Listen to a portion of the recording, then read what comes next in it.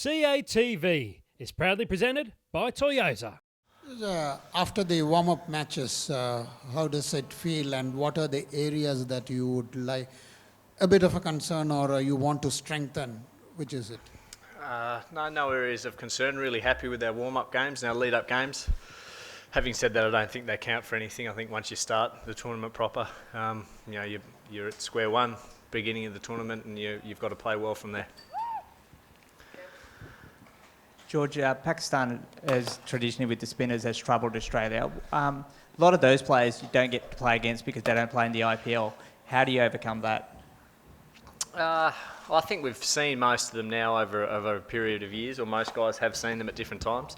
Yeah, it's challenging. I guess you just try and talk about it as much as you can, reflect on those experiences you've had in the past. You're forever trying to get better, but certainly I think they've got 3 spinners in the top 10 at the moment for T20, so they're a very, very strong spinning side, and the conditions can be challenging for us over here. But I think we've certainly got a strong batting lineup at the moment that hopefully can overcome that.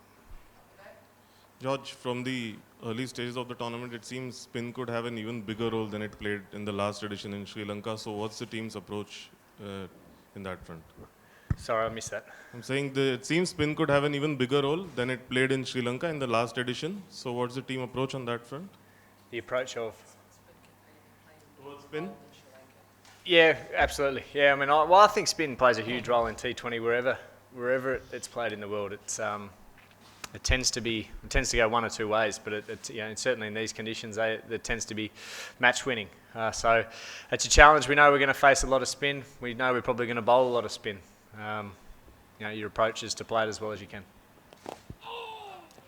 George, a lot of the captains keep saying that it's difficult to be consistent in T20s because of the number of overs that are being played. Do you feel that there is a pattern to it, that a team can actually win a number of matches in a tournament or in a row? Well, there will be in a tournament, yeah. Whoever wins it will be consistent, I can guarantee you that, and that's probably the key. I guess the shorter the format, the closer it brings two teams, the more it comes down to one incident. It might be one catch, it might be one over, it might be one wicket that's taken. So there's a whole different range of ways that a game can be won and lost in T20, and it tends to happen quickly. I guess every team, all they're after is to every team when they play their best is probably going to win the game, and every team if they play the worst is going to lose. The challenge is to make sure that the gap is not too big. It's going to be very hard to play your best game every game, but the team that's the most consistent is probably going to win more often than not, and that's all we're after, is just that consistency. George, we saw James Faulkner training a little bit today. How's he doing? And I suppose if he is to miss tomorrow's game, what sort of an impact can he have in the back half of the tournament? Yeah, he will miss tomorrow's game, and while we're hoping he can have a big impact, I think his record's pretty handy in T20. He's certainly played a huge role for this Australian side in the T20 and one day team since his debut, which doesn't seem all that long ago. So he's a really important player for us. He's really versatile, adds another dimension to our team. So we'll just monitor him. I think the way he plays, he'll become more and more important to us as the tournament progresses, as the wickets start to slow up a little bit. George, how much of yesterday's game did you guys watch? And also, considering the impact that Mishra had yesterday, will Moorfield play tomorrow? Will who play? Will Moorfield, yeah. I think most of the guys watched it. There's not... I think most guys watch it in the hotel last night. A great chance to see both India and Pakistan play, see how the wicket played, see the conditions under lights. So there was a lot of information to be gathered, and I think most guys took that opportunity. I'm not sure. We're starting to get pretty close to a team, but I guess we'd rather keep that closer to ourselves just for today. George, what's the biggest difference between this team to what was in Sri Lanka 2 years ago? I think we've got more versatility just in terms of what we can do with the ball, probably, and we're probably a little bit more powerful with the bat, a little deeper. So they're probably the two differences. Hi George. The popular perception is T20 is a slam bang format of mindless slogging. You think that's true, or is it more cerebral than it's thought, T20 format? I think there's a fair bit of skill involved, mate. I don't know. I think we're seeing some pretty amazing cricket. I think you're always going to have traditionalists who prefer other formats.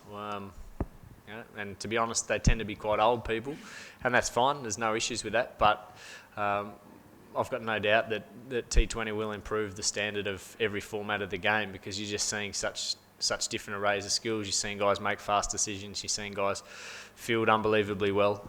Everything is at a high intensity, at a high pace.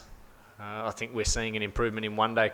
T20's really been around for a handful of years, and I think we're seeing an improvement in one-day cricket, or a change in one-day cricket already. So it's a pretty exciting format of the game, I reckon. George, Pakistan lost their first game, and you are looking for your first game. What do you think? How important it is to start with the win? Well, it's important. Well, it's nice to start with a win. In a tournament like this, I think momentum's really important. So starting with a win gets you off and running, and without being great at the mathematics of it, I'm not sure you can drop that many games. I think you can probably only lose one or two to not get through. So as more wins, the better. There's no doubt about that. George, you just spoke about momentum and how also quickly a T20 game can change. Can you really have something called momentum in a T20 game, in a T20 tournament?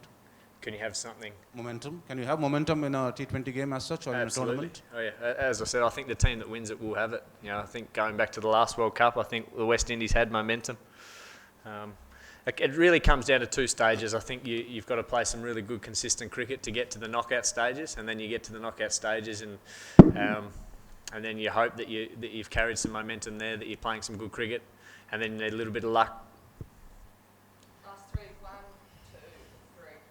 George, do you think after defeat of Pakistan from India, do you have any advantage over Pakistan? And secondly, which would be the real threat for Australia, Kamran Akmal or the Saeed Ajmal? No, I don't think we have any advantage. If anything, they've probably got the advantage in terms of having played here, got used to the conditions. So we haven't played at this ground yet, so it'll be fresh for us. We'll have to adjust really quickly. Secondly, I don't really want to put a name to who's going to be most. I think they're all dangerous. We went through the Pakistan team in our team meeting last night, and there's so many match winners. I think historically, as has been mentioned, the way we've struggled, the guys we've struggled against Pakistan was their spinners. So I think if we are going to win the game, we're going to have to play really well against the spinners. Hi George, I'm Dev from Bangladesh. My first question is, just coming back from Ashes and South Africa, coming to sort of different condition, how tough it is. And your player Brad Hodge, who played here in BPL last season, will it be an extra advantage to you, and have you talked about all these conditions? Thank you. Well, I think the modern cricketer moves around. They have to get used to conditions. So there's no. I'd be surprised if any team used that as an excuse for not doing well. It's just you just got to get used to that. It's part and parcel. We've played a lot. All the guys have played in India before, so I can't imagine the conditions will be that much different. So that's how we'll deal with that. And Hodgie's been really great for us. We've got a lot of information, not only on what we can expect from the way the wicket might play and the grounds and how they change from day to night, but on a lot of players too that we hadn't seen, which will be really handy. George, Australians are known to be pioneers in terms of innovative ideas in cricket. I mean, Alan Border came up with the short mid-wicket. There was also the fly slip that originated from Australia. In T20 cricket, have you been surprised that there haven't really been any innovative fields? While there have been innovative strokes and innovative deliveries bowled, there haven't really been enough innovative fields? You don't think? Yeah, I don't know. I hadn't seen many short third mans before T20. I think that's becoming really common. I think you're starting to see deep mid-wicket become really common. I've seen a bloke field behind the bowler. I've seen 2 catches in a mid-wicket. You see spinners bowling with no one out behind square leg. You see bowlers coming around the wicket, right-handers coming around the wicket to right-handers. I think you see plenty of innovation. Yeah.